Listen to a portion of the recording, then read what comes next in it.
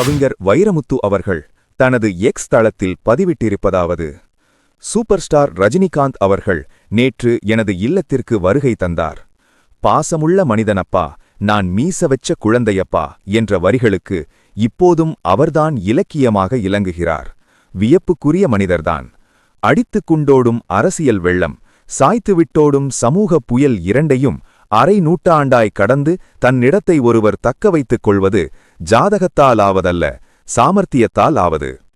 உணவுமுறை, உடல்நிலை குறித்து ஊடாடிய எங்கள் உரையாடல் ஊர் சுற்ற கிளம்பியது.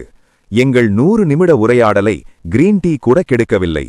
தமிழ்நாட்டின் நிகழ்கால வெப்ப அரசியல் குறித்து விவாதித்தோம்.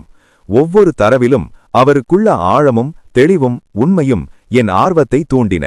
வடநாட்டு அரசியல் குறித்தும் அங்கு நேரப்போவதாக நம்பப்படும் ஒரு திருப்பம் குறித்தும் அவர் சொன்னபொழுது நான் நிமிர்ந்து உட்கார்ந்தேன். அடுத்த 2 ஆண்டுகளுக்கான அவரது கலைப்பயணத்தின் திட்டங்களை விவரித்தார். 2027இல் ரஜினிகாந்த் ரசிகர்களுக்கு கொண்டாட்ட ஆண்டாக இருக்கும், குறித்துக் கொள்ளுங்கள். அவரிடம் முதிர்ச்சி தெரிகிறது, முதுமை தெரியவில்லை. இளமை இனிமேல் போகாது, முதுமை எனக்கு வாராது. என் தமிழ் பொய்யாகவில்லை.